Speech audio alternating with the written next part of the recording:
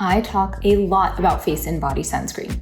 It's important, but lips need sun protection too, and I have been on the hunt for too long for awesome lip SPF products, so that is what I'm sharing with you today.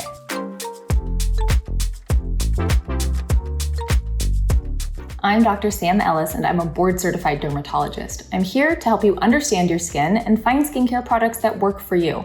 If you like what you see, like this video and subscribe to the channel. I am so excited to finally put this YouTube video out into the universe. Gosh, maybe like 6 months ago, I did a little poll on Instagram asking you guys what your favorite SPF lip products are, because I've tried at this point at least 50, if not more, SPF lip products, and just so many are fails for various reasons. But now I've vetted a few, and you guys are always asking me for these, so I'm so happy that I'm gonna get to share this. You may be wondering why you need to protect your lips from the sun. And the reason is you can get skin cancer on your lips. And if you do get a skin cancer on your lips, it can be more deadly than developing skin cancer on other parts of your body. The number one risk factor for developing a squamous cell carcinoma, which is a type of skin cancer on the lip, is chronic UV or chronic sun exposure. So wearing things like lip sunscreen can help prevent against that. Also, exclusively from a cosmetic dermatology point of view, one of the most common complaints I get in my clinic when I'm doing a cosmetic consultation from older women is that they've started to develop vertical lip lines, also known as smoker's lines or barcode lines. And the vast majority of these women have never smoked. These lines are caused by repeated muscle movements around the mouth, but are certainly worsened by decreased tissue quality and thinning of the skin.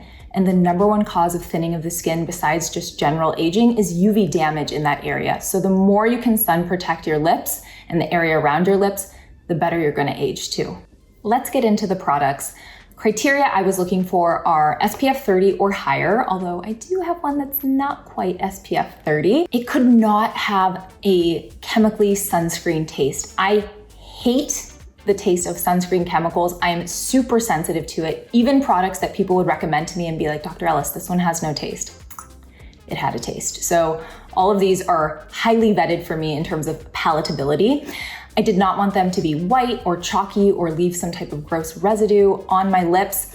And then they also had to wear well over the course of the day, be easy to reapply, and be relatively affordable. So those were my criteria. I'm actually really proud of myself that I could find all of the lip products that I wanted to show you, because they were hiding in the depths of every purse and backpack and fanny pack that I own. So I have them all here. The first one I'm gonna talk about is the EltaMD UV Lip Balm. So this is a hybrid sunscreen, meaning that it uses both mineral or inorganic UV filters as well as chemical or organic UV filters. So this one has octinoxate and then 7% zinc oxide.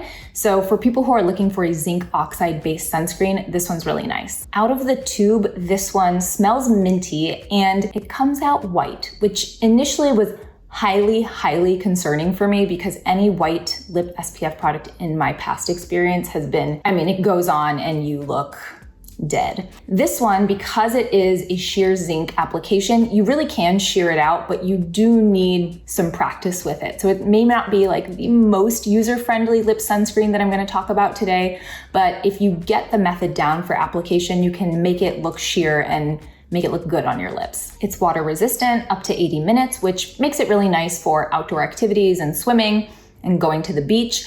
I feel like this is not my absolute holy grail lip sunscreen, but if I found it in the bottom of my purse and I was in a pinch, I would not be mad about it. Next up, I have the Jack Black Intense Therapy Lip Balm SPF 25. He is an oldie but a goodie, and I wasn't initially going to include him because he's SPF 25. Why do I keep calling it him? I guess because he's Jack. I initially wasn't going to include him, but when we really look at the difference in protection levels between SPF 25 and SPF 30, it's pretty dang negligible. And for such a good lip product, he had to be included. The UV filters in this particular lip balm are octinoxate and avobenzone, so you're covering the UVA and UVB spectrum here with chemical UV filters, but again, this does not have any type of chemical taste. This particular balm comes in a few different flavors. I think there's vanilla and mango. This one is mint, and I like minty lip products, so if you're not a minty person, just know there are alternatives. When you squeeze this out of the tube, it comes out completely completely clear.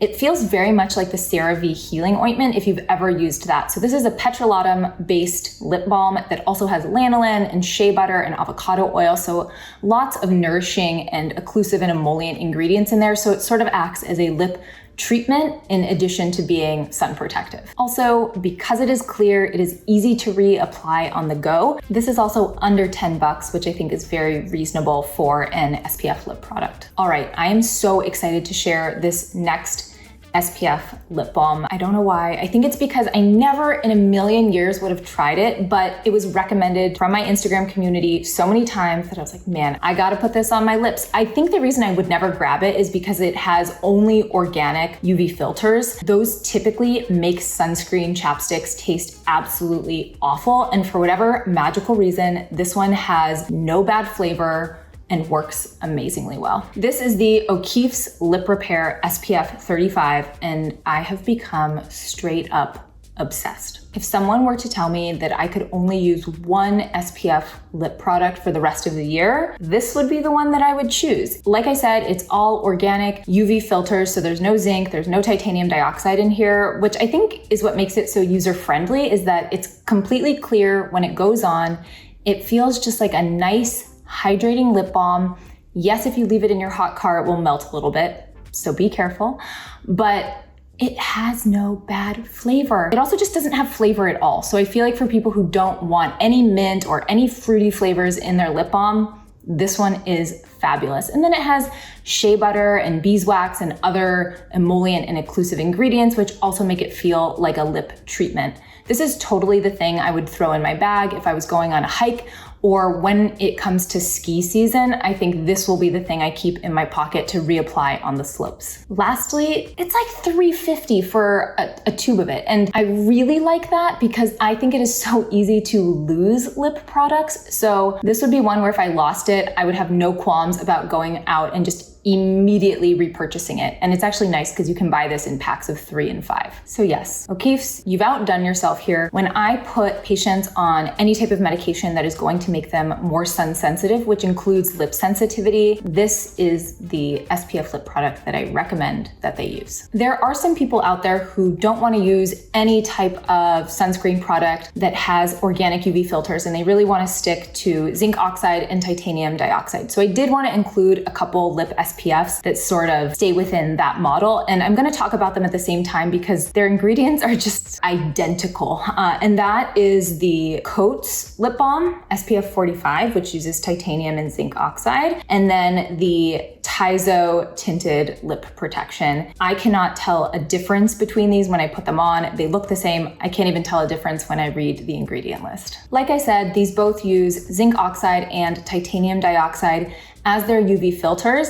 And normally that would make them apply quite white, but they have a little bit of tint to them. So they almost apply as a very faint brownish nude, which is a very pretty color, and I really like it, and I think it layers well over lipsticks. So if you want to make your lipstick a little more neutral and have SPF protection, SPF 45, which is amazing, these are both great products for that. Of course, they offer broad spectrum UV protection, and they are water resistant up to 80 minutes, which of course makes them great for outdoor activities as well. The only reason they are not like holy grail for me are, one, because of the tint. I think it makes them less universally appealing based on your skin tone. And two, they have this ginger root extract in them, which gives a little tingle on my lips that I can't decide if it's a pleasant or unpleasant tingle. And also whatever's in them leaves a little bit, like very faint but noticeable bitter taste in my mouth. And I've talked to other people who have not noticed this at all. This might just be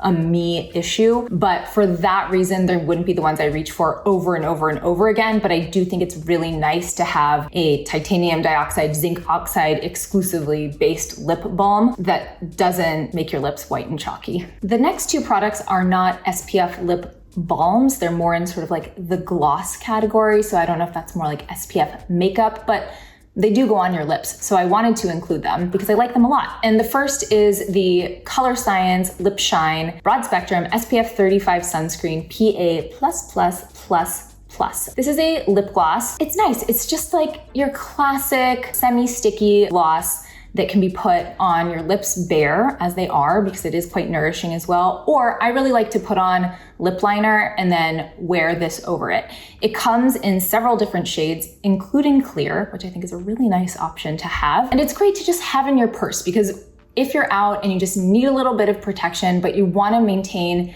your lip color visibility and you just want some shine, this is just like your classic gloss, but with sun protection. And then last but not least, and I talked about this in my What I Brought on Vacation with Me to Hawaii video, is the Brush On Block Protective Lip Oil Broad Spectrum SPF 32. And this is just a really nice, nourishing lip oil that has a little bit of pigment, but goes on so well, feels very lightweight on the lips. It can be layered over product, but also can be worn on its own. And I often just wear it on its own.